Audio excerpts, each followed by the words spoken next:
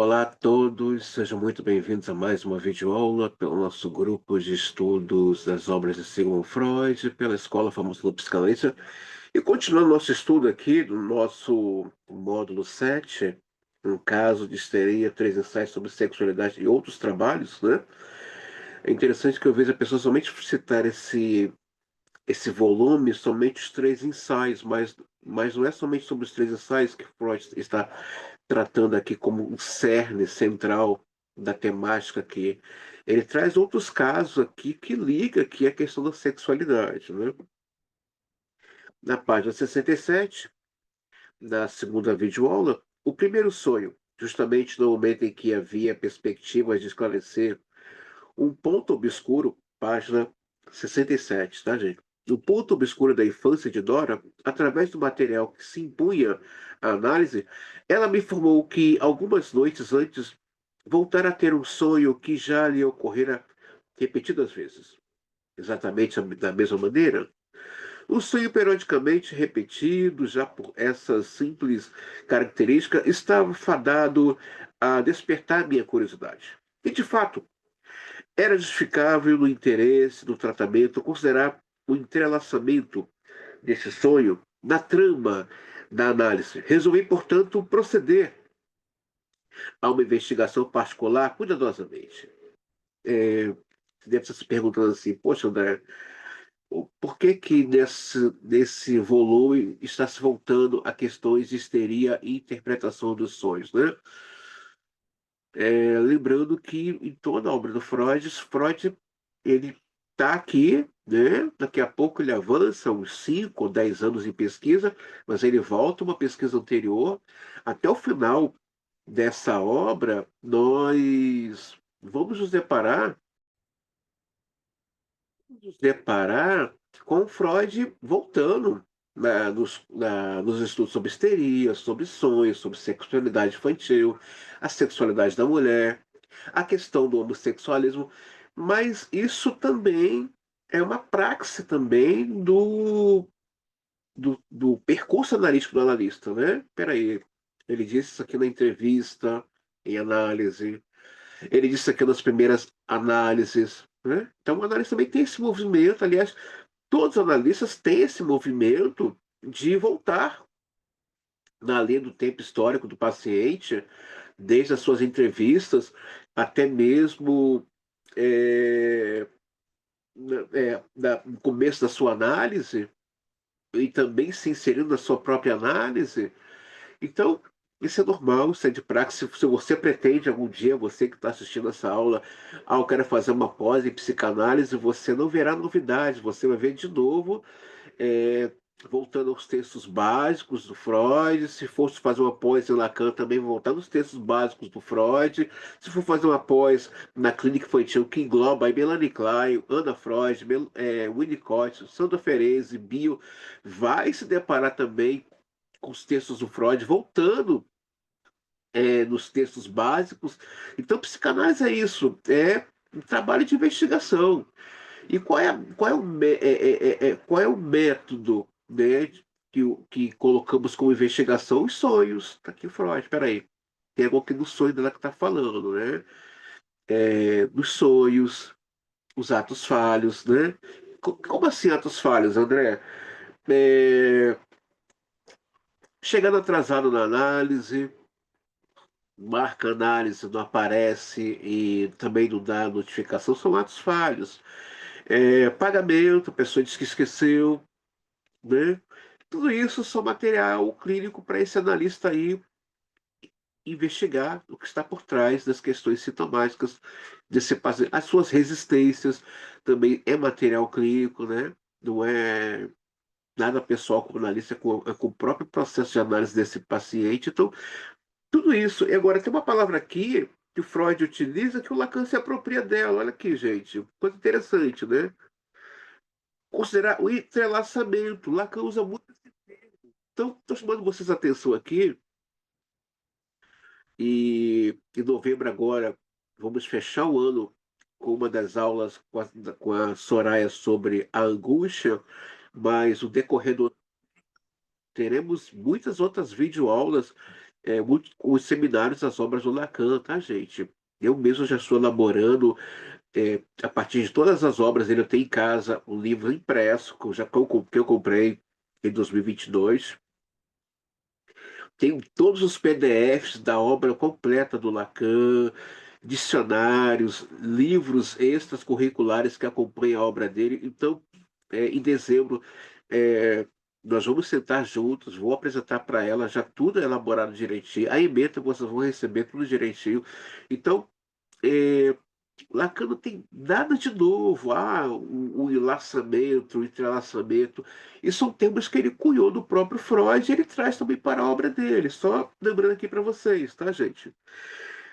Eis o sonho, tal como Dora relatou, uma casa estava em chamas, papai estava lá ao lado da minha cama e me acordou.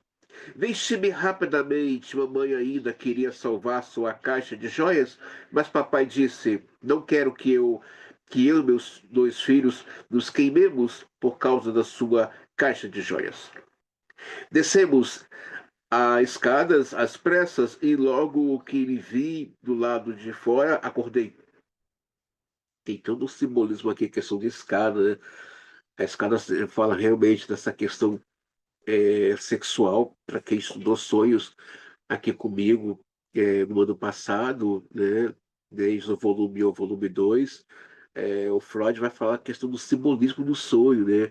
É, como eu já disse aqui, se você pretende trabalhar com sonhos, e sonhos faz parte do nosso percurso analítico, é uma dica, procure ter aí, montar sua biblioteca de livros de simbologia, de mitologia, de linguística, de arquétipos, de semiótica, para ter aí uma, não só a interpretação dos sonhos dos seus pacientes, mas também os seus próprios sonhos que você tem no seu dia a dia.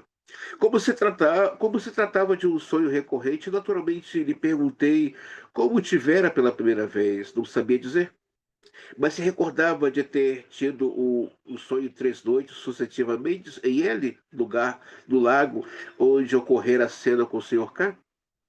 E agora voltar a tê-lo algumas noites atrás, aqui em Viena. Naturalmente, a ligação assim estabelecida entre o sonho e os acontecimentos de L aumentou minhas expectativas a respeito de sua solução. Mas primeiro, eu queria descobrir qual fora o motivo de sua recente repetição e, por conseguinte, pedir a Dora aqui por alguns pequenos exemplos antes analisados, já estava instruída na interpretação dos sonhos, que decompusesse o sonho e me comunicasse o que lhe ocorria a propósito dele. Claro, você está um tempo em análise com o analista, é óbvio, né, que o paciente, quando está muito tempo em análise com o seu analista, ele acaba desenvolvendo esse espírito investigativo. Não que o analista limpou ele em si, ele é uma transmissão psíquica que está acontecendo ali. Por isso que eu digo que o Násio, nesse ponto, está certo. O analista tem que se apropriar é, das suas balizas psíquicas, né? Se apropriar das suas ferramentas. Eu fico muito tranquilo com relação aos meus pacientes analisando, porque eu sei que algo ali já foi transmitido para eles e eles vão sim, em algum momento, perceber, é, desenvolver um trabalho de autoinvestigação do que está acontecendo em volta da vida deles. Ocorre uma coisa, disse ela, mas não pode ter nenhuma relação com isso porque é muito recente. Ao passo que, sem dúvida, eu já havia tiver o sonho antes.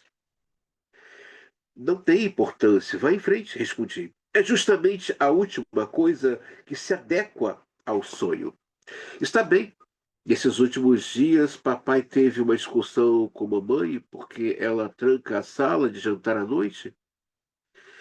É que o quarto de meu irmão não tem entrada independente. Só se pode chegar a ele pela sala de jantar. Papai não quer que meu irmão fique trancado assim à noite, diz ele. Que isso não é bom? Pode acontecer alguma coisa durante a noite que torne necessário sair. E isso se fez pensar no risco de um incêndio. Sim. Bem, peço-lhe que preste muita atenção às suas próprias expressões. Talvez precisemos dela. Você disse que pode acontecer alguma coisa durante a noite que torne necessário sair?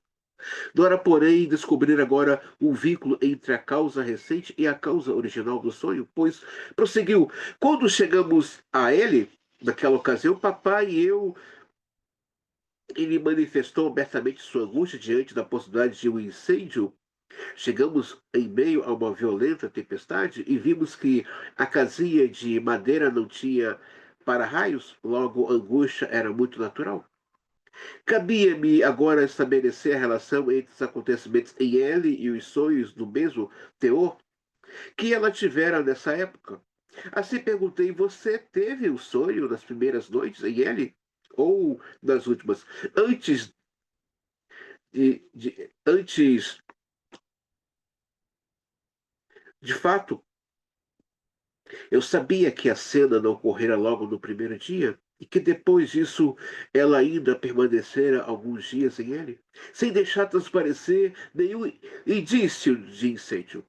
Sua primeira resposta foi: não sei. Mas passados alguns momentos, acrescentou: mas creio que foi depois. Vocês percebam, há um texto em Freud, nós vamos ver isso mais adiante, um texto muito gostoso, né? Sobre é, repi- é, repetir, recordar e elaborar. É aquela velha fala que o paciente fala, mas de novo eu estou contando essa história. Qual o problema? A análise é do paciente. Ele fala esse texto quantas vezes ele quiser. Às vezes o paciente fala para mim assim: poxa, eu estou cansado de falar essa mesma história. André, fique à vontade. Fique à vontade. Aqui é o lugar para você falar o que você quiser, o que vier à sua cabeça. Gente, é muito sério esse lugar de analista. Eu peço a você que é aspirante, que está assistindo essa aula, porque se esse analista se incomoda pelo paciente estar repetindo o mesmo texto, oi, que foi? Você está numa conta transferência com esse paciente? É sério isso? Isso é muito sério. Isso é muito sério. A análise é dele, não é do analista. Ali o lugar do analista é um lugar de escuta, um lugar de acolhimento pela escuta, é um lugar de abrir mão do seu conhecimento teórico e técnico e somente escutar esse paciente. Perceba que Freud diz para ela: conte de novo. Só que agora a narrativa é diferente. É o mesmo sonho e agora ela traz uma outra narrativa. E o Freud pergunta: esse sonho que está recorrente começou, foi antes lá do lago, né, onde houve aquele beijo lá com o Sr. K, ou foi depois? Ela, não, depois. Né? Então, análise que possamos ver nesse pequeno texto aqui da Dora, do sonho dela, que muitas vezes, quando há essa abertura, quando encontra-se um lugar para acolhimento desse discurso, o paciente fica à vontade e a transferência flui de maneira muito leve e solta. Agora, aceitar no lugar em que ele é impelido, interrompido, né? Ah, tu já contou essa história. Não, quantas vezes ele quiser. Quantas vezes ele quiser a análise dele. Aqueles momentos ali, aqueles minutos que estão ali passando, é especialmente dele, somente para ele. E se esse que se diz analista que ocupa esse lugar não entender isso, então ele não entendeu nada que está escrito aqui, ele não entendeu o que é uma análise. O analista, ele, ele não é formado por uma instituição, não tem como formá-lo, não tem como defini-lo, não tem, não é possível. Ele é o sujeito do inconsciente. Bem, peço-lhe que preste muita atenção em suas próprias expressões, né? Então, portanto, agora eu sabia que o sonho fora uma reação àquela experiência, porque se repetia ali 3 vezes. Continuei perguntando quanto tempo você ficou em ele depois da cena. Mais 4 dias, e no quinto fui embora com o papai. Agora tenho certeza que o sonho foi efeito imediato de sua experiência com o Sr. K.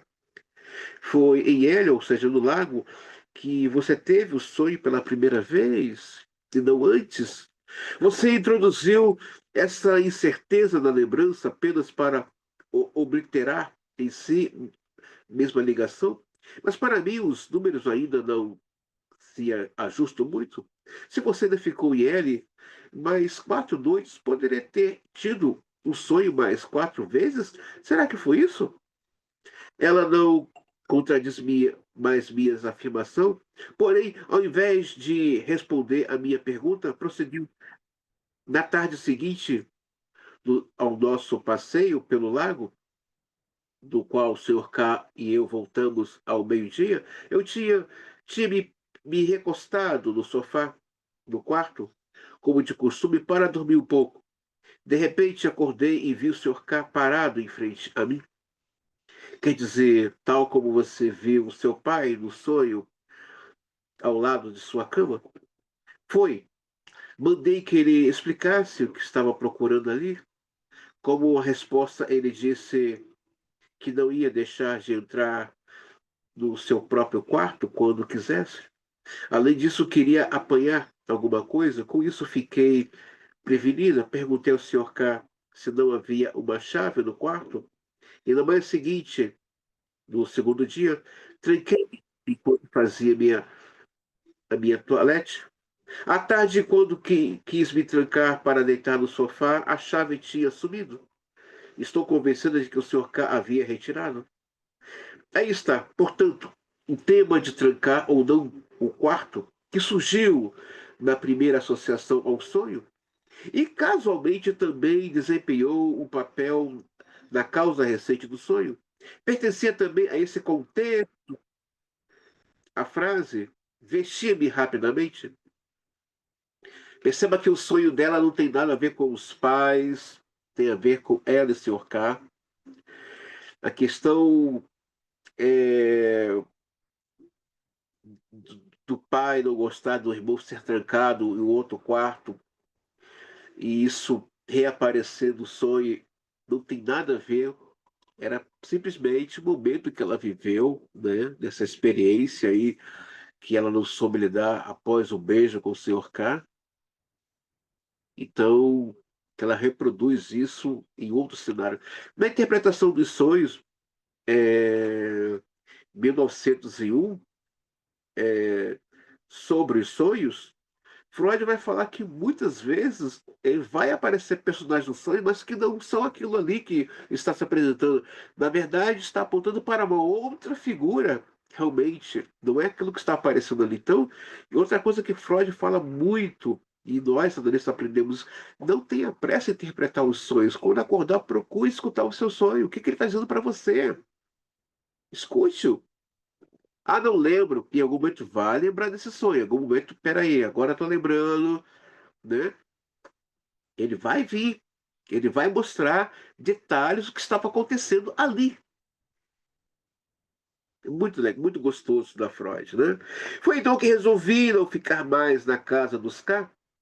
Na ausência do papai nas manhãs seguintes, eu não podia deixar de temer que o Sr. K me surpreendesse enquanto fazia minha toilette. E por isso sempre me vestia muito rapidamente. É que papai ficava no hotel e a senhora K sempre saía cedo para fazer alguma excursão com ele, mas o senhor K não voltou a me importunar. Compreendo, na tarde do segundo dia você formou o propósito de escapar dessas perseguições, e então, na segunda, terceira e quartas noites, depois da cena do bosque, teve tempo de repetir esse propósito enquanto dormia. Já na segunda tarde, antes do sonho, portanto, você sabia que na manhã seguinte a terceira não teria chave para se trancar enquanto se vestia, e pôde então formar o propósito de vestir o mais depressa possível.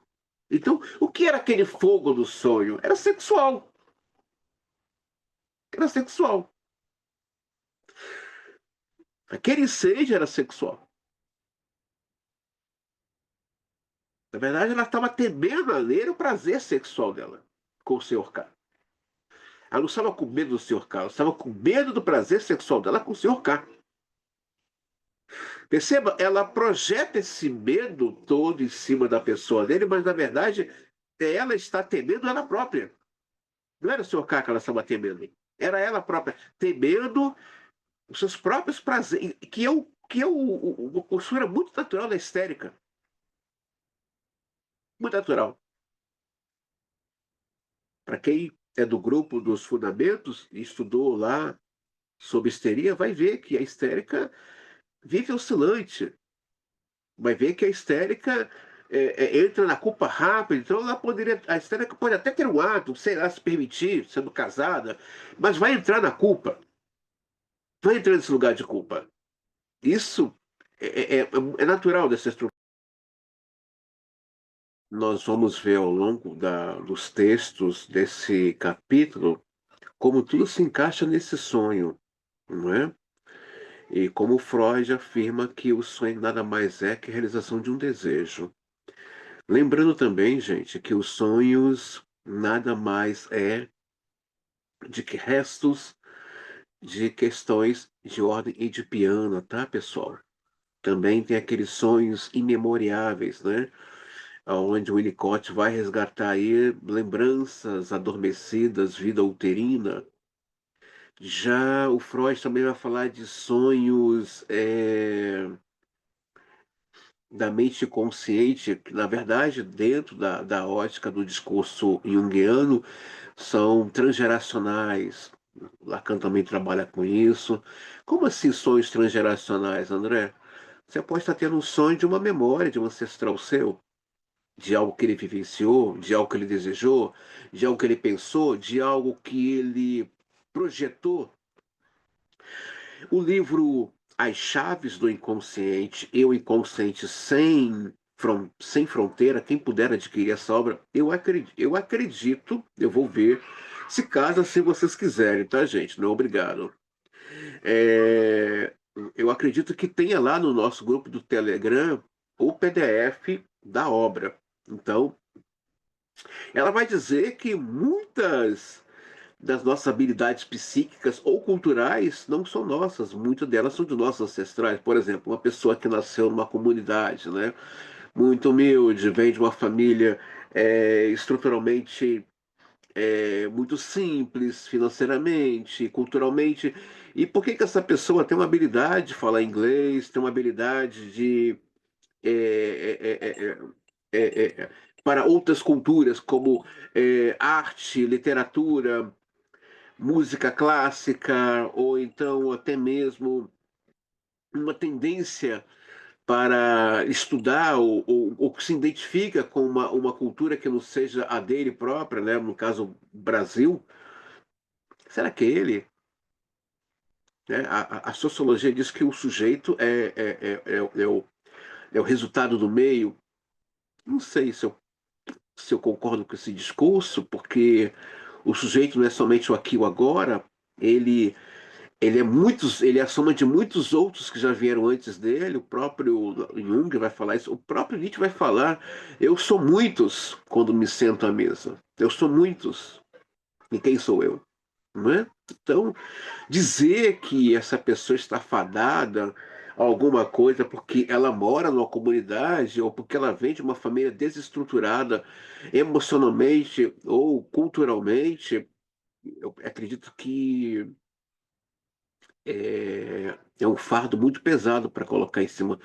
Eu conheço história de vidas que as suas raízes básicas dizia que não iria conseguir e a pessoa se destaca. Então, é algo aqui a se pensar.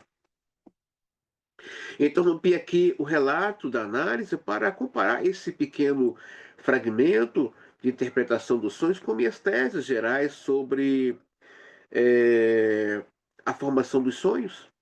Em meu livro Interpretação dos Sonhos, 1900, afirmei que todo sonho é um desejo que se representa como realizado, que a representação encobridora, quando se trata de um desejo recalcado, que pertence ao inconsciente e que, salvo no caso dos sonhos das crianças, só o desejo inconsciente ou um desejo que chegue até o inconsciente possui a força para formar um sonho. Creio que minha teoria conseguiria com mais certeza obter aceitação geral se eu tivesse é, contentado com a afirmação de que todo sonho é um sentido possível de ser descoberto mediante um certo processo de interpretação. Uma vez completa, a interpretação poderia substituir o sonho por pensamentos que se enquadrariam na vida anímica de vigília, num ponto facilmente reconhecível. E teria então podido prosseguir dizendo que este sentido do sonho é tão diversificado quanto aos processos de pensamento de vigília. Numa ocasião se trataria de um desejo realizado, noutra de um temor realizado, noutra ainda de uma realização prosseguida durante o sono, ou de um propósito, como no sonho de Dora, de um fragmento de produção mental durante o sono, etc. Essa exposição, sem dúvida, teria sido atraente por sua simplicidade, poderia ter se apoiado num grande número de exemplos bem interpretados, como no caso dos sonhos aqui analisado. Em vez disso, formulei uma tese em geral que restringe o sentido dos sonhos a uma única forma de pensamento e representação de desejos. Assim, provoquei a inclinação universal, a discordância. Devo dizer, porém, que não achei no direito ou no dever de simplificar um processo psicológico para torná-lo mais agradável aos leitores. Quando minha investigação mostrava nele uma complicação cuja solução, para ser homogênea, teria primeiro de ser encontrada em outro lugar. Por isso, tem para mim um valor especial demonstrar que as aparentes exceções, com esses do sonho de Dora, que a princípio se afigura como a continuação do propósito diurno durante o sono, não fazem senão corroborar novamente para a regra contestada. Então, Freud aqui confirma a tese dele aqui. Essa realização de um desejo, seja ele de forma infantil, que nós temos muitos desejos infantis recalcados, né? Eu penso como analista e falo isso para você que está assistindo essa videoaula, meu querido aspirante e meu querido psicanalista em formação. É muito perigoso a pessoa que está nesse lugar de analista a pretensão de dizer que sabe que conhece seu paciente. Eu não conheço meus pacientes nem meus analisados. O próprio Freud vai falar no capítulo anterior, né? Capítulo anterior que dessa aula aqui, que é o quadro clínico, página 19, Freud vai dizer que há em nós lembranças, sentimentos, feridas adormecidas. Há outros casos clínicos de feridas, lembranças, memórias e desejos congelados. Mas não é somente coisas ruins que está dentro de nós, congeladas, petrificadas, cristalizadas, adormecidas. Não, não, não, não. Há múltiplas potencialidades dentro de nós, adormecidas, congeladas, adormecidas. De não repetir adormecido, né? Cristalizadas, e que muitas vezes pode acordar. Então dizer que eu sei quem é meus pacientes, não, eu não posso definir meu paciente, meu analisando, por uma estrutura psíquica. Eu não posso definir meu paciente, meu analisando, por uma neurose ou por um sintoma. Eu não posso fazer isso. Ele não se. Aí acaba a análise. Por isso que o Freud propõe uma análise terminável e interminável, se é que a análise acaba no, eu acredito que não acaba. Eu acredito que não acabe, porque há tanta coisa ali dentro, não é somente coisas ruins, não é somente sofrimento, há tanta maravilha. Então você que está assistindo essa aula, não pense que eu sou melhor do que você. Não pense isso, por favor. Você está no processo de formação, você está no processo de análise. Então, dizer que você é algo a partir de um ponto é um crime muito grave. Eu acredito que não existe somente coisas ruins adormecidas, tipo sofrimento, traumas, palavras que machucaram, lugares que foram marcados e demarcados.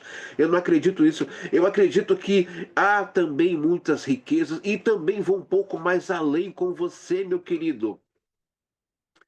Há muita riqueza por trás dessas dores. Há verdades profundas e há também uma sabedoria profunda e infinita nessas feridas.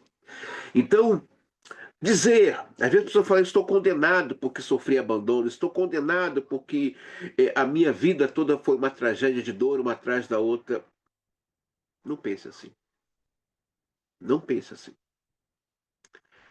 Eu tenho dito nas minhas aulas, eu não acredito em pessoas fracassadas. Eu acredito em pessoas que lhe faltou um pouco de afeto. É isso que eu acredito. Pessoas que ela precisava era um pouco de um olhar, de uma escuta. É isso que eu acredito. É nisso que eu me apoio. E eu tenho uma palavra do bem que é muito gostosa, que eu gosto muito. Duas, né? Bill vai dizer o seguinte, que o paciente muitas vezes acorda e diz, há um lugar que eu posso ser eu. E ele também tem outra palavra que ele fala, que eu acho maravilhosa. Ele diz, você tem muitos amigos e vai ter muito mais, mas só um te escuta. Seu analista. Sim. O analista não escuta suas palavras, como diz Jacques Lacan. Ele escuta além das palavras, ele escuta o inconsciente, ele escuta o não dito, ele escuta o transgeracional, ele escuta o recalque, ele escuta o sintoma. Mas para isso ele precisa também mergulhar nas suas dores mais profundas, se escutar, para poder escutar esse outro. Então, é maravilhoso, é gostoso, e eu vou morrer nesse lugar, e vou morrer fazendo essas denúncias psicanalíticas, mostrando o que é psicanálise de verdade, e o que não é psicanálise. Certamente temos ainda grande parte do sonho por interpretar. Minhas perguntas prosseguiram. Página 71. Como isso se dá? Como é isso da caixa de joias que sua mãe queria salvar? Mamãe gosta muito de joias e ganhou várias do papai. E você? Eu também gostava muito de joias antes. Desde a doença não tenho usado nenhuma. Um dia faz uns 4 anos, ou ano antes do sonho, houve uma grande discussão entre papai e mamãe por causa de uma joia. Mamãe queria para ela algo especial, umas gotas de pérolas, para usar como pingentes nas orelhas. Mas papai não gostava disso. Em vez das gotas, trouxe-lhe uma pulseira. Ela ficou furiosa e disse que já que ele tinha gasto tanto dinheiro num presente de que ela não gostava, melhor seria que desse a outra pessoa. E você terá pensado que eu aceitaria com prazer? Não sei. Não tenho a ideia de como mamãe entra no sonho. Ela não estava conosco em ele na época, nesta época. Depois lhe explicarei isso. Não lhe ocorre mais nada sobre a caixa de joias? Até agora, você só falou sobre as joias e nada sobre a caixinha. Sim, O Sr. K me presentearam pouco tempo antes com uma caixinha de joias dispendiosa, então seria muito apropriado retribuir o presente. Talvez você não saiba que a caixinha de joias é uma expressão muito apreciada para a mesma coisa que você aludiu. Não faz muito tempo, com a bolsinha que estava usando, os genitais femininos. Sabia que o senhor ia dizer isso? Ou seja, você sabia disso. Agora, o sentido do sonho está ficando mais claro. Você disse a si mesma: esse homem está me perseguindo? Então, voltando aqui à questão é dos símbolos, né? Bolsa, né? O que guarda dentro, um balde, poço, um vale, né?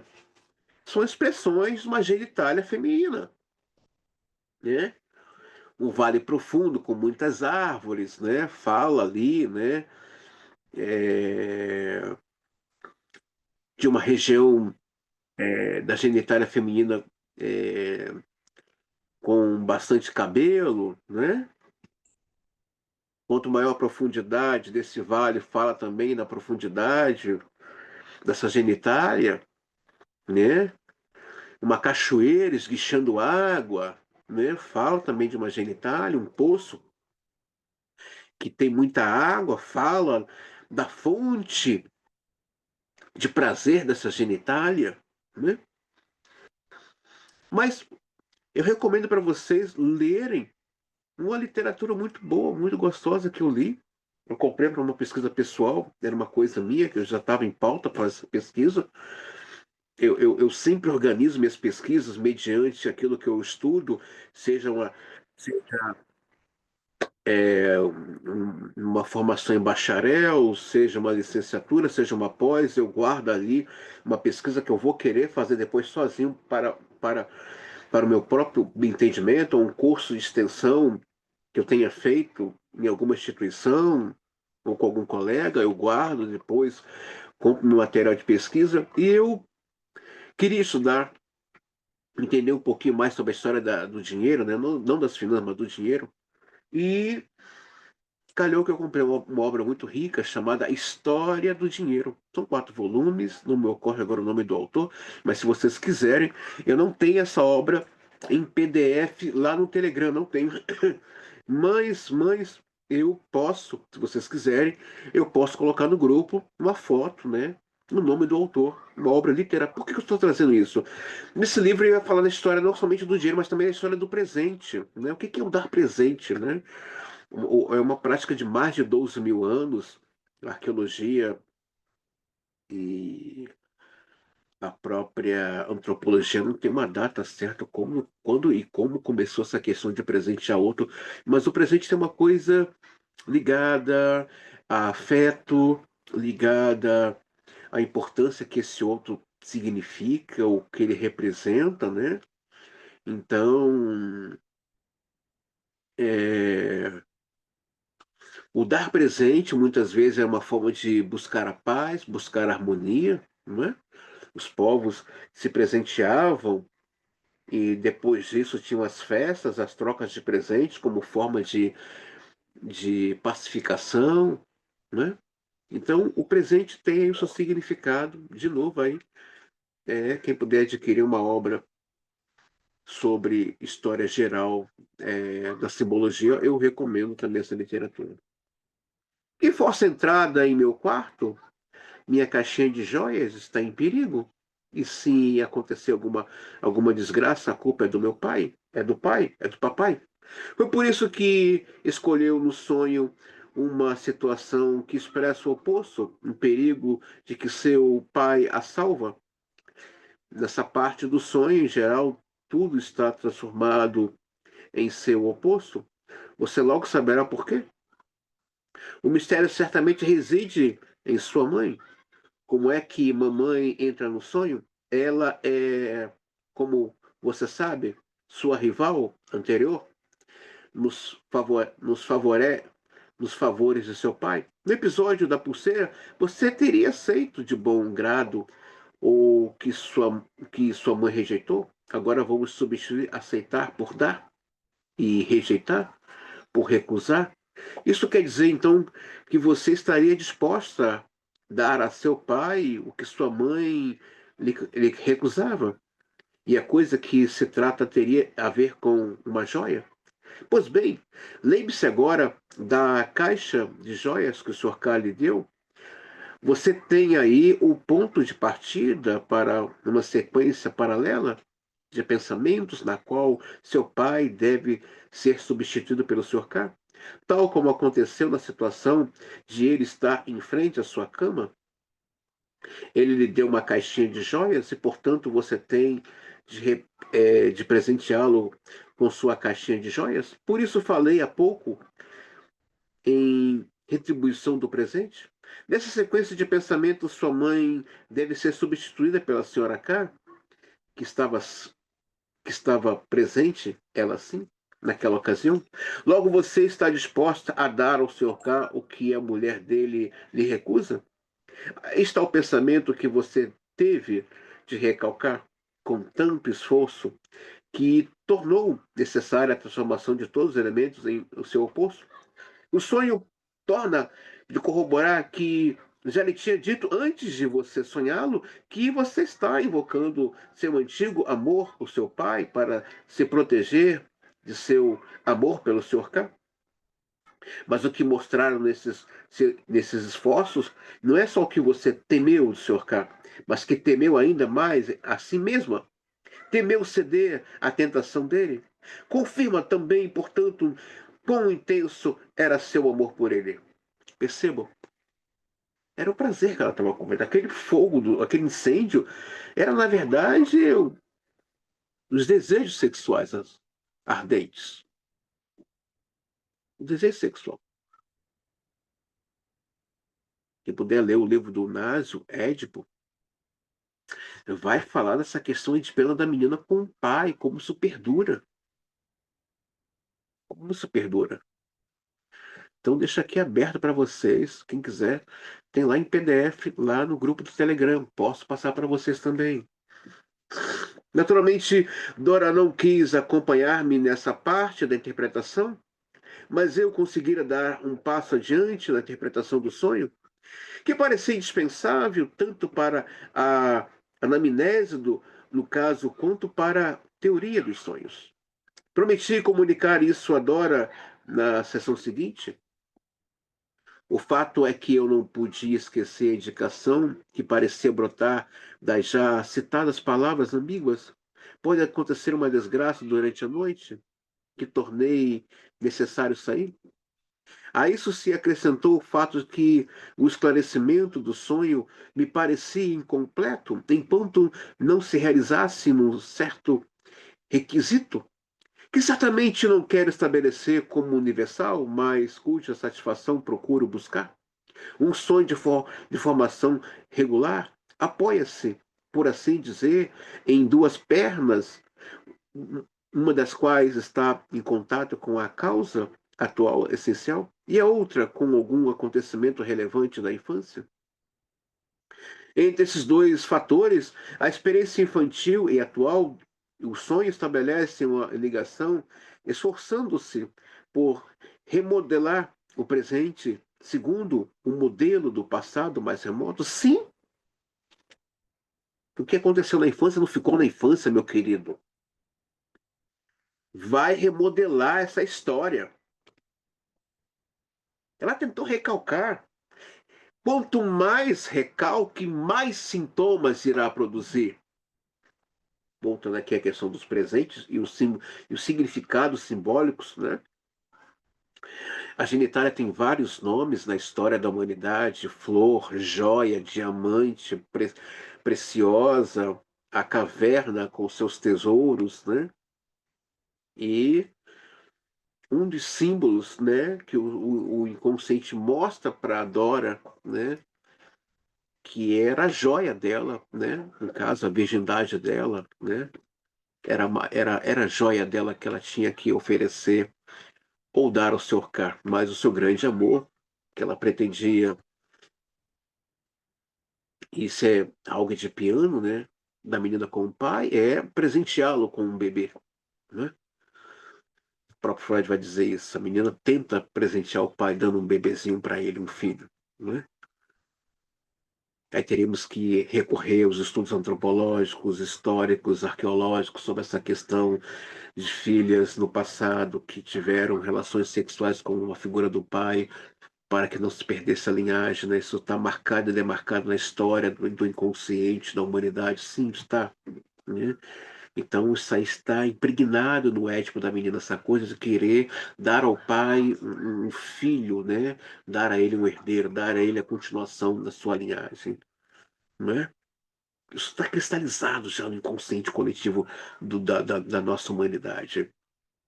Então, um dos símbolos, né, da genitália feminina é o diamante, né? É a joia, a caverna cheias de, de, de, de, de coisas preciosas, a flor que está desabrochou a flor, né? Perdeu-se a virgindade, né? São símbolos, né? Com seus significados, significantes que você lendo aí uma boa literatura acadêmica sobre a história dos símbolos vai te dar um norte, né? Um divisor de águas profundo aí no seu trabalho de investigação analítica dos sonhos.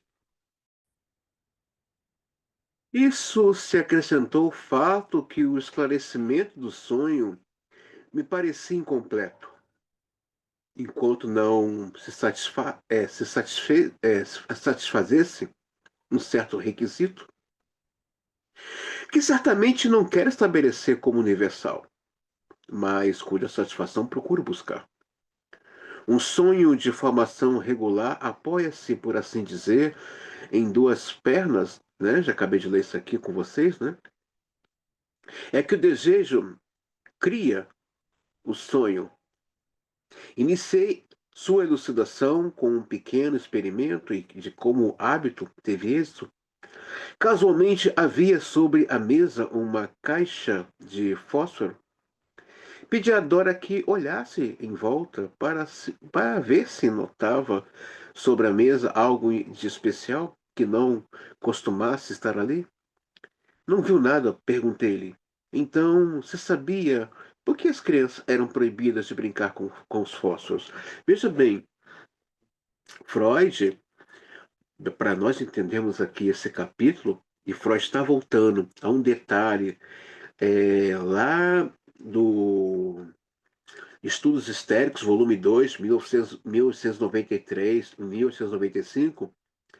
Esse relato não aparece lá. Isso aqui é um fragmento, tá, gente? De um caso clínico. E que Freud está agora unindo também com a interpretação dos sonhos. Então, vamos lá, vamos por parte. Eu recomendei o livro e recomendo de novo. Para entendermos o fundo histórico desse volume 2, Estudo sobre Histeria 1893 a 1895, eu recomendo leia o livro, quem puder. Eu não tenho ele em PDF. Se tivesse, com certeza iria presentear meus queridos alunos com esse livro. É, o Freud fala é, nesse livro o pano de fundo histórico de cada paciente dele, principalmente esse caso aqui da Dora. Principalmente esse caso aqui da Dora. Então, quem puder adquirir essa obra, As Mulheres de Freud, leia lá, tem o relato das pacientes dele, das irmãs, da mãe, né? A questão extraconjugal da mãe dele com o próprio irmão dele mais velho, que depois de adulto Freud vai atrás desse irmão dele ajustar as contas, né? Freud, ele era desse tipo, né? Para quem não sabe, Freud tinha um signo de escorpião aí no pedaço da história da vida dele, né? Então, ele foi ajustar as contas com esse irmão, né? É, o que eu quero dizer com isso, que Freud deixa claro nas interpretações dos sonhos, é, volume um, volume 4, 1900, que ele se debruçou sobre muitos livros sobre símbolos, arquétipos, mitologia, é, semiótica, linguística. Ele deixa claro, ele deu inúmeras enciclopédias. Então, e o analista que está interessado que a análise aconteça, faz isso aqui que o Freud está fazendo. Vou investigar isso aqui que o meu paciente está trazendo. Há uma diferença em alguém que deseja que a análise aconteça, que estar ali, atendendo pela forma do desejo, do tesão, do que aquele que atende mecanicamente, muitas vezes está deixando passar riquezas profundas da vida desse paciente, né? Muitas coisas muito legais. Não, não só por isso. Elas são advertidas não brincar com fogo. Isso é acompanhado de uma certa crença. Dora nada sabia a respeito, pois bem, teme-se que ela molhe a cama. Antitese entre água e fogo, por certo, se encontra na base disso. Talvez ela sonhe com o fogo e depois tentem apagá-lo com água. Não sei dizer com exatidão. Mas vejo que a oposição entre água e fogo no sonho presta a você extraordinários serviços. Sua mãe queria salvar a caixa de joias para que ela não fosse queimada. Nos pensamentos do sonho, em contrapartida, trata-se de que a caixa de joias não fique molhada. Mas o fogo é empregado apenas como oposto à água, serve também como representação direta do amor, de estar enamorado, ardendo de paixão, portanto, de fogo, parte de uma via que, passando por esse sentido simbólico, chega aos pensamentos amorosos, enquanto em que a outra via, por intermédio do oposto, a água, depois de fazer sua ramificação, que estabelece outro vínculo com o amor, pois também este deixa as coisas molhadas, né? Leva a outra direção, mas para onde? Pense sua própria expressão. À noite pode acontecer uma desgraça e torne forçoso sair? Não significaria isso uma necessidade física? E se você transpuser essa desgraça para a infância, outra coisa, ela poderia ser senão molhar a cama? E o que se costuma fazer para evitar que as crianças molhem a cama? Não são elas despertadas do sono durante a noite, exatamente como o seu pai acordando você no sonho? Esse seria, portanto, o acontecimento real que lhe permitiu substituir o Sr. K, que realmente a despertou do sono por seu pai? Devo então inferir que você continuou a molhar a cama por mais tempo do que costumava acontecer com as crianças? O mesmo deve ter ocorrido com seu irmão, pois seu pai disse: Não quero que meus dois filhos pereçam. Seu irmão nada tem a ver com a situação de buscar, nem tampouco foi a ele. Que dizem suas lembranças sobre isso? Quanto a mim, não sei nada, respondeu ela. Mas meu irmão molhava a cama até os 6 ou 7 anos, e muitas vezes isso aconteceu até de dia. Eu estava a ponto de fazer uma observação sobre como é mais fácil recordar uma coisa assim a respeito de um irmão do que a si mesmo. Quando ela prosseguiu com a memória recuperada, sim, isso também me aconteceu por algum tempo, mas só no sétimo, oitavo ano. Deve ter sido grave, porque agora me lembro que o médico foi consultado, durou até pouco antes da minha asma nervosa. O que disse o médico a respeito?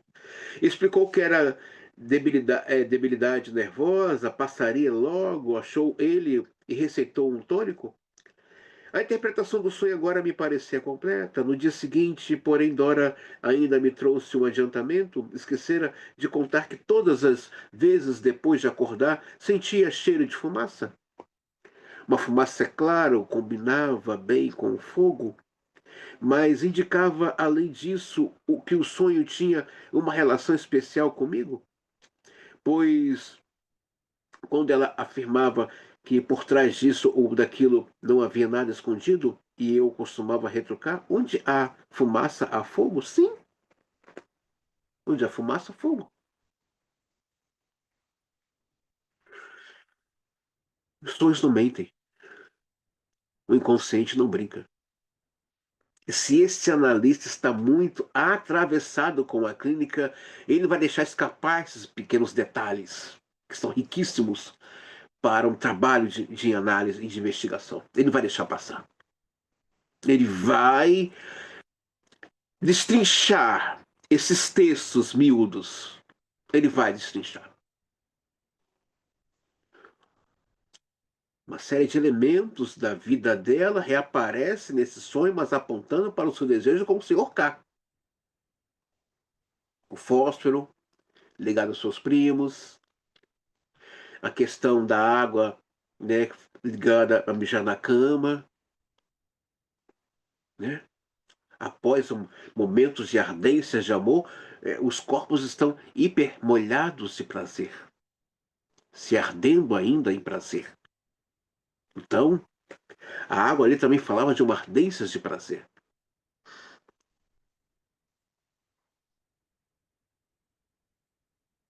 Mas Dora fez essa interpretação puramente pessoal. A objeção de que o Sr. K e seu pai eram fumantes apaixonados, como também, aliás, ela mesma fumara durante a sua estada no lago. E o Sr. K acabara de enrolar-lhe um cigarro pouco antes de iniciar sua lastimável corte. Ela também acreditava lembrar com certeza que o cheiro da fumaça não parecera pela primeira vez, apenas na ocasião do último reaparecimento do sonho, mas também nas 3 vezes em que ele ocorreu em L. Posto que recusasse a fornecer-lhe outras informações, coube a mim determinar como inserir esse adiantamento na trama dos pensamentos do sonho. Como um ponto de referência, pude servir-me de fato de que a sensação da fumaça só havia surgido com um acréscimo ao sonho, ou seja, deveria ter tido que superar um esforço especial do recalcamento. Por conseguinte, provavelmente se relacionava com um pensamento mais obscuramente representado, bem mais recalcado no sonho, ou seja, a tentação de se mostrar disposta a ceder ao homem, né? Ela já fumava, se ela fumava. Mas todos esses elementos ganham vida e mensagens simbólicas no sonho, mas que são elementos que já acompanham a vida dela, a questão do irmão dela mijar na cama, ela também, aos 8 anos. A questão do fósforo, que era uma coisa que os primos dela gostavam de brincar com fósforo, são elementos que apontavam para o quê? Libido, libido é quente. Fumaça, né? Fumaça fala de algo que está queimando, fogo. Então, todos esses elementos que já faziam parte da vida dela reaparecem agora apontando para uma paixão sexual e um amor pelo Senhor K, que ela própria recusava e procurava negar, entrando nessa questão da negação que estava recalcando ali esse desejo. Então, os sonhos não mentem. E se, eu volto a dizer, se esse analista está bem atravessado realmente com a clínica, ele não vai deixar escapar isso. Peraí, tem algo aqui. E o sonho fala o tempo todo do desejo do sujeito. O tempo todo. O sonho é um texto que fala do sujeito. Lacan vai dizer que o sonho é um espelho, é um texto também. Jung vai dizer que o sonho tem vários elementos que não podemos deixar de fora para explorar. O Freud, não, ele quer pegar a mensagem central do sonho e ali trabalhar essa questão da mensagem central do sonho. Mas o sonho fala do próprio sonhador. Não fala do outro, fala do próprio sonhador. Por conseguinte,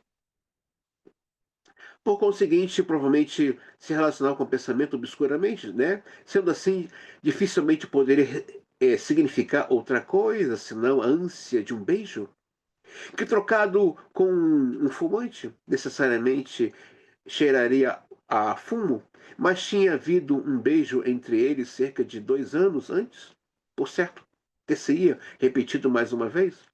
E se a moça tivesse cedido o galanteio, os pensamentos ligados à tentação, portanto, pareciam ter retomado a cena anterior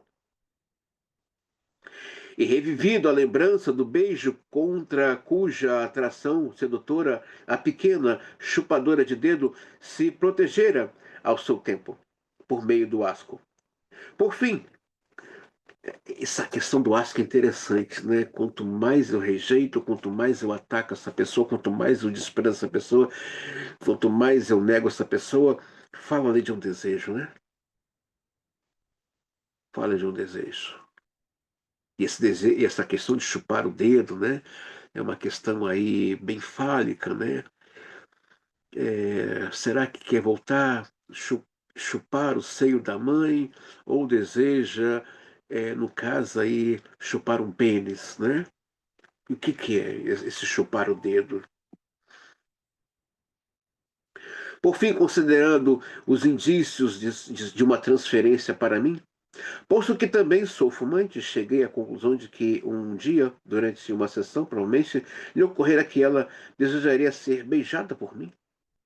Esse teria sido o pretexto que a levou a repetir o sonho de advertência e a tomar a intenção de interromper o tratamento? Gente, o analista entendeu uma coisa, vocês que estão se preparando para ser analista e vocês que já são analista, a transferência do paciente é baseada em questões edipianas, tá? Narcísicas. Por favor, não pense que é real.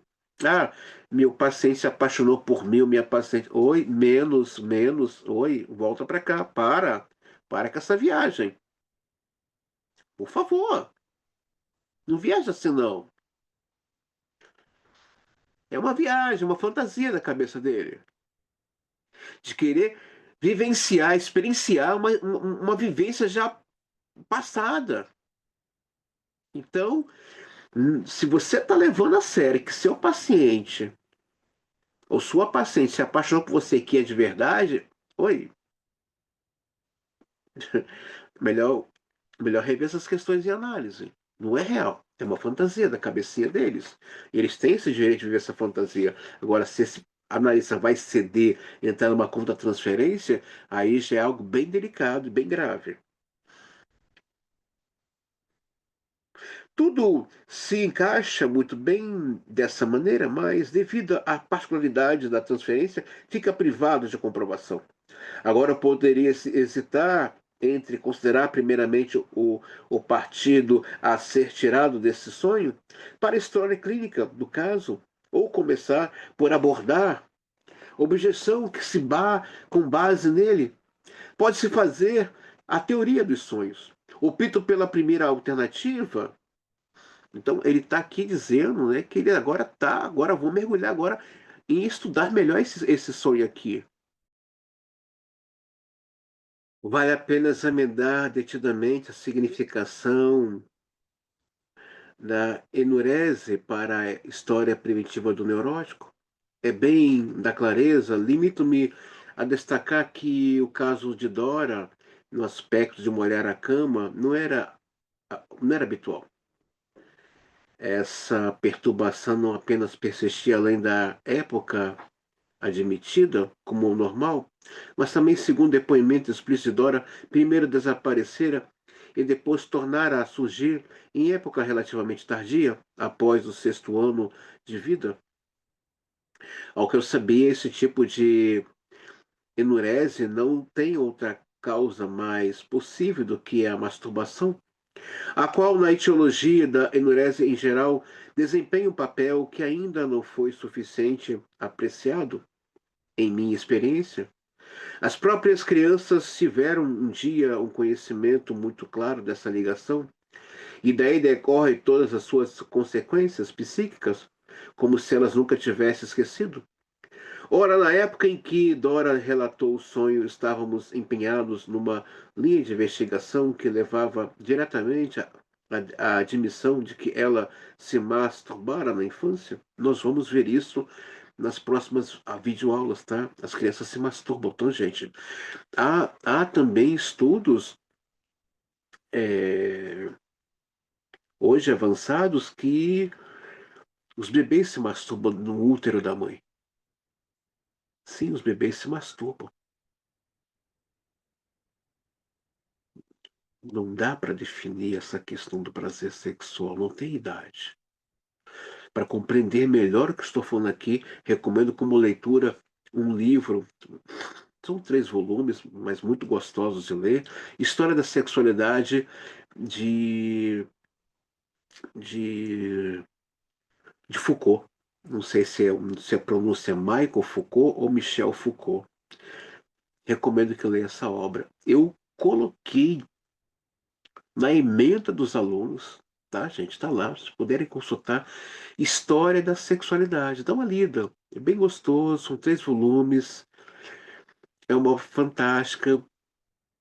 Tenho ele lá no Telegram também. Se vocês quiserem, pode me procurar que eu pego lá e mando para vocês, tá, gente linda? Pouco antes, ela havia perguntado exatamente o que havia adoecido, e antes que eu lhe desse a resposta, pusera a culpa no pai. A justificação disso não provinha de seus pensamentos inconscientes, mas de um conhecimento consciente. A jovem sabia, para minha surpresa, qual tinha sido a natureza da doença de seu pai, depois de ele regressar do seu consultório.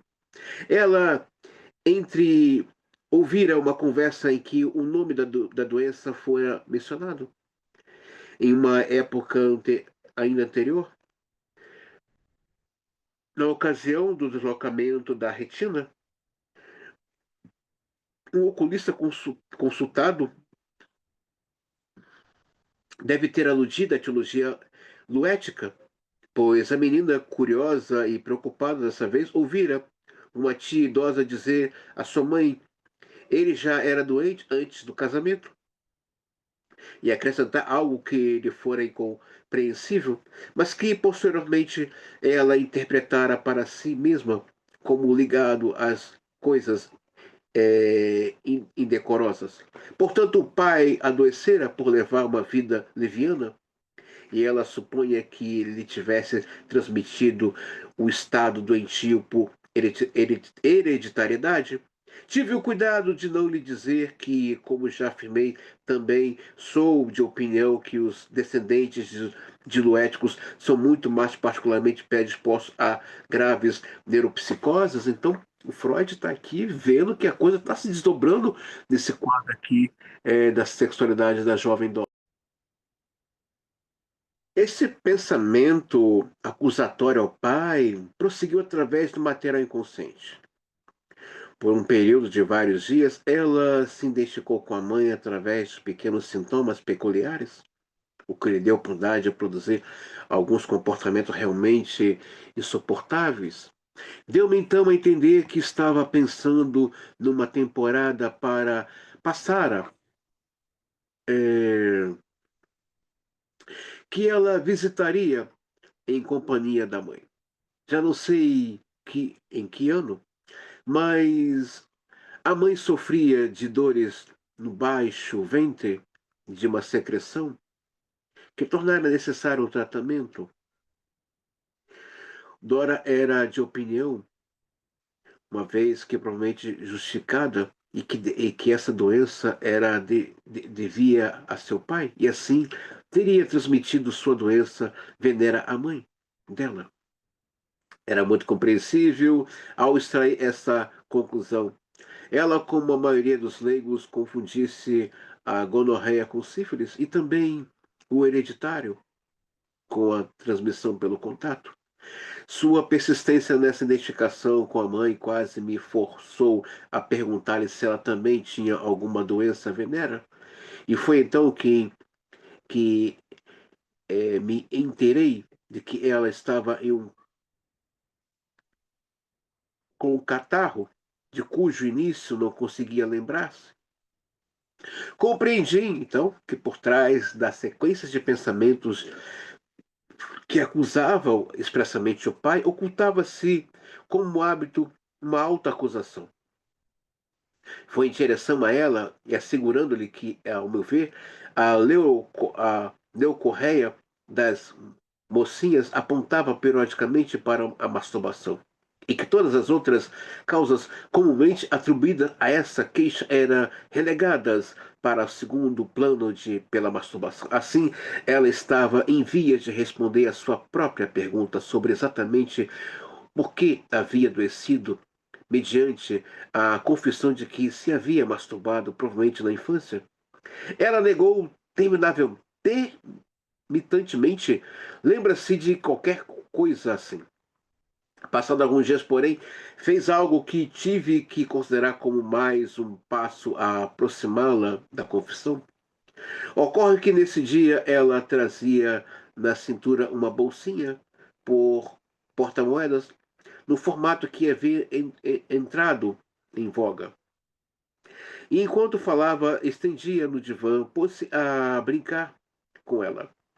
Abria, introduzindo o dedo e tornava a fechá-la, etc. Olhei por algum tempo e depois lhe expliquei o que vem a ser o ato sintomático. Chamo de ato sintomático as funções que as pessoas executam, como se costuma dizer, de maneira automática, inconsciente, sem reparar nelas, como que brincar, querendo negar-lhes qualquer significado.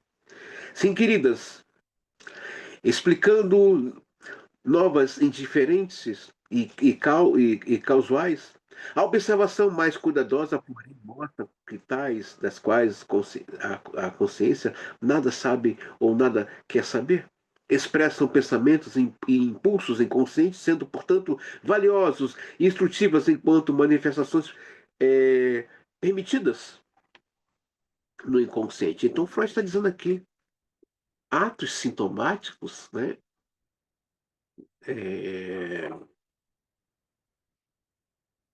A pessoa está ali, é praticamente o ato falho, né? Mas não está mais se importando o que as pessoas vão pensar. É aquilo que o Freud diz na obra dele, né? Cala-se a boca, mas fala-se as pontas dos dedos. Ela estava expressando o seu desejo masturbatório, brincando, abrindo uma bolsa e colocando o dedo dentro daquela bolsinha, daquela pochetezinha, né? Na verdade, uma pochete representa também não somente uma questão uterina, mas também a entrada vaginal, né? Então, ela brinca com os dedos, com os dois dedos, dentro é,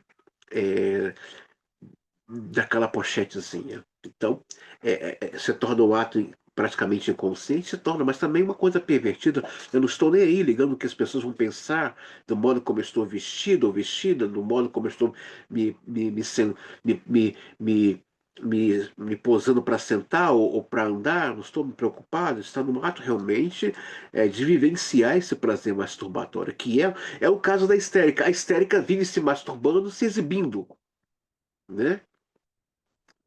É um ato sintomático, porém masturbatório. O que eu quero é que as pessoas me notem e me digam que eu sou gostosa.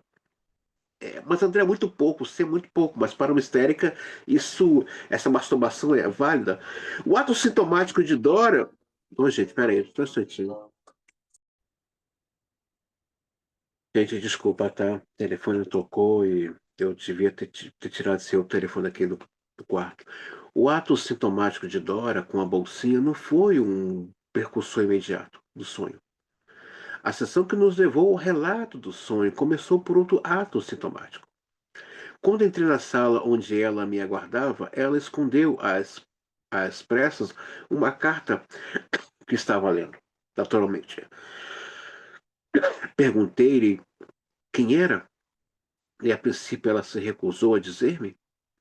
Surgiu então algo que era extremamente irrelevante, eu não tinha nenhuma relação com o nosso tratamento. Tratava-se de uma carta de sua avó, em que, em que, em que esta a exortava a escrever-lhe com mais frequência.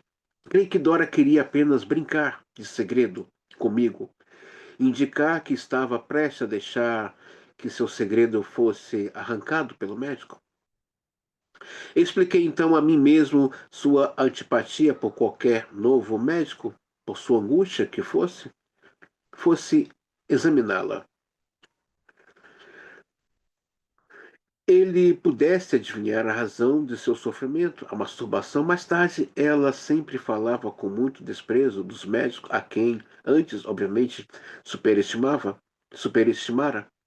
Acusações ao pai por tê-lo feito adoecer, e mais alta acusação por trás disso, leucorreia, brincadeira com as bolsinhas, enurece.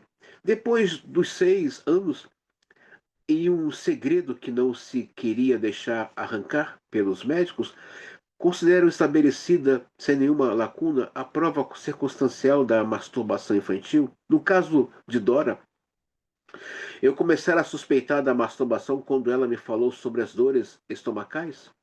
Em seguida, se identificou com ela, queixando-se por dias a fio de sensações dolorosas similares. É sabido que, com frequência, as dores gástricas surgem justamente nos masturbadores, segundo uma comunicação pessoal que me foi feita por Fliss. São precisamente essas as gastralgias passíveis de serem interrompidas mediante a aplicação de cocaína no ponto gástrico, por ele descoberto no nariz e curados mediante a cauterização. Dora me confirmou ter consciência de duas coisas: de que ela mesma sofrera muitas vezes de espasmos gástricos e que ela tinha boas razões para considerar sua, considerar sua prima uma masturbadora. Então, ele está aqui ligando os pontos desse sonho, está ligando aqui as questões aqui é, é, é, é, do que está antes desse sonho, do que está antes desse beijo, né? Então, e esse material, o Winnicott pega para ele, Klein pega para ele, Ana Freud também pega, né? Mas mais o Winnicott, e vai trabalhar aí esses desejos infantis, muitas vezes recalcados, que vai reaparecer na adolescência ou na vida adulta, né? São chamadas memórias adormecidas. Então, Freud continua aqui. Podemos agora fazer uma tentativa de reunir diversos determinantes que encontramos para ataques de tosse ou rouquidão. Na camada mais interior da estratificação, devemos presumir a presença de uma irritação real e orgânica condicionada à garganta, ou seja, o grão de areia em torno da qual a ostra forma a pérola. Este estímulo era passível de fixação, por dizer, a respeito de uma região do corpo, que na menina conservara um alto grau de significação de uma zona erógena, por conseguinte, estava apto a dar expressão à libido excitada. Ou, peraí, André, então estamos entrando então você está querendo me dizer que muitas das doenças psicossomáticas é de cunho sexual? Sim, se olharmos bem por esse detalhe aqui, esmiuçando esse pequeno quadro clínico aqui, que é altos quadros clínicos aqui, olha, volume 2, estudo sobre histeria, Freud não está errado.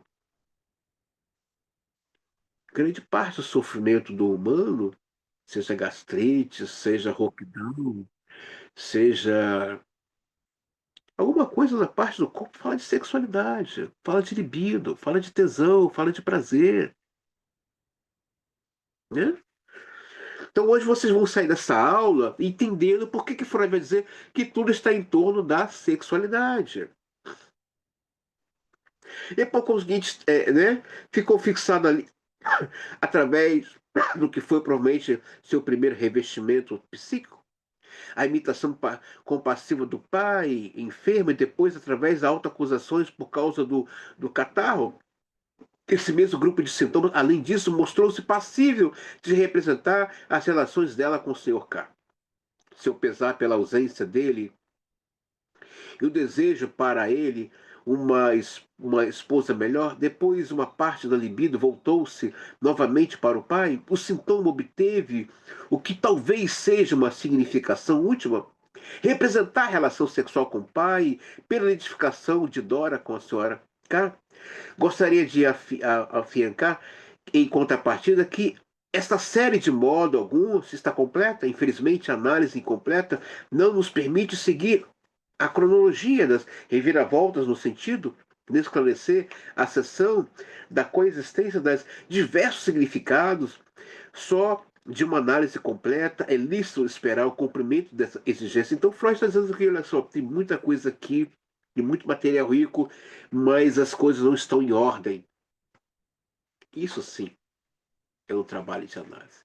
Isso sim é um trabalho de investigação psicanalítica. Então, Freud está deixando claro aqui, olha, a análise vai ficar completa, né? Ou seja, a compreensão desse quadro clínico só vai ficar completo colocando aqui em ordem as coisas para entender o que está acontecendo, né? Essa questão aqui com Dora não era bem com o Sr. K, tinha a ver com o pai dela, com as perversões sexuais dele. Quero ainda chamar a atenção, quero chamar em especial a atenção para o fato de que, a partir da análise do sonho, tivemos acesso a detalhes de vivências patogenicamente ativas, que de outro modo teriam sido inacessíveis à memória, ou pelo menos à reprodução. A lembrança do urinar na cama durante a infância, como vimos, já fora recalcada. Quanto aos detalhes do assédio por parte do Sr. K, Dora nunca os mencionara, pois, pois não lhes ocorriam. Então, ele está aqui dizendo, olha, o sonho está dizendo aqui que isso aqui faz parte do recalcamento, né? Nos pensamentos oníricos cabe ao molhar, por ligações fáceis, de estabelecer o papel do ponto nodal entre vários círculos de representações. Molhar pertencia não só o molhar à cama, mas também aos círculos de pensamentos de tentação sexual suprimidos por trás desse conteúdo onírico. Dora sabia haver também um olhar-se na relação sexual. Sabia, no coito, o homem oferece à mulher algo líquido, em forma de gotas. Sabia ainda que o perigo reside justamente nisso, que era tarefa sua proteger sua genitália para que não fosse molhada. Com molhar as gotas, abre-se ao mesmo tempo outro círculo de associações. O do catarro enojante, em que seus anos mais maduros, sem dúvida, tinha para ela o mesmo significado de molhar a cama na infância. Molhado tem aqui o mesmo sentido de sujo. Os órgãos genitais, que deveriam manter-se limpos, já se haviam sujado com o catarro, e além disso, o mesmo ocorrera com a mãe dela. Dora parecia entender a mania de limpeza da mãe como reação contra essa imundície. Lembrando que a mania de limpeza da mãe foi um lugar que ela foi colocada, que Freud vai denominar ali como a psicose do lar, né? Não está dizendo ali sobre a estrutura, essa coisa é, de deixar o outro alienado do mundo, né? Os dois círculos se reúnem num só. Mamãe recebeu duas coisas de papai: o emudecimento sexual e a secreção que suja. O ciúme cedido pela mãe era inseparável do círculo de pensamentos ligado ao amor infantil pelo pai, aqui invocado para a proteção. Mas esse material ainda não era passível de representação. No entanto, encontra-se uma lembrança que mantivesse com os dois círculos de um olhar de relação similarmente boa, mas que evitasse o chocante. Esta poderia assumir a representação do material do conteúdo do sonho. Tal lembrança foi encontrada no episódio das gotas, como joia desejada pela mãe, aparentemente a ligação desses reminiscências com os dois círculos. E do emudecimento sexual e o de ficar suja era extremamente superficial, medida pelas palavras, pois gotas foi usada como uma reviravolta. Então, nós vemos aqui nesse quadro, né, da, da Dora, que Freud vai pela vida, ele vai usar o método investigativo, ele vai explorar esses sonhos, né? Peraí, as coisas não estão em ordem cronológica, tem algo aqui. Então, Freud, por isso que ele deixa na obra dele, eu desenvolvi um método de investigação. Não podemos confundir o método com a técnica e a direção do tratamento. A direção do tratamento se dá na entrevista de análise. Para quem faz parte do grupo Fundamentos Psicanalíticos, está lá um capítulo exclusivo sobre entrevista e análise, né? Que é na parte da técnica. Acredito que é a quarta parte, assim, a quarta parte, está lá na quarta parte. É o primeiro capítulo da quarta parte que fala sobre entrevista, exatamente isso. Então, o Freud está deixando aqui claro, peraí, existe um método de investigação. É os atos falhos, são as brincadeiras estranhas dentro do consultório. Ela estava brincando ali com a bolsinha, metia os dois dedinhos dentro da pochetezinha, ou seja, representando ali é, a vagina e alguém fazendo massagem ali no clitóris da genitália, né? E a questão do sonho. Então, Freud vai pela via do sonho investigar. Então, vou ter que entrar nos sonhos. Ela não está me contando tudo, ela tá. Eu digo para vocês, né?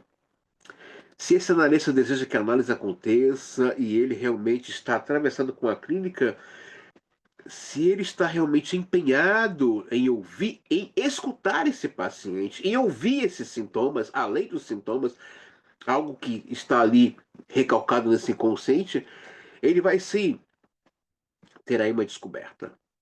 Então, eu espero que essa videoaula para você, meu querido aspirante, meu querido analista, esse pequeno fragmento dessa aula aqui possa te dar um norte aí com relação aos casos clínicos dentro do set analítico. Até a próxima videoaula e muito obrigado por você estar aqui. Qualquer dúvida sobre essa aula, por favor, não deixe de perguntar no grupo ou no próprio canal do YouTube. E você que está assistindo essa aula, que não é da nossa escola e queira fazer uma formação, pode me procurar. Meu WhatsApp é 021 9811 28 um. Repetindo, o meu WhatsApp, para quem deseja fazer formação em psicanálise, é 021 9811 28 um. Muito obrigado a você e até a próxima videoaula, gente linda.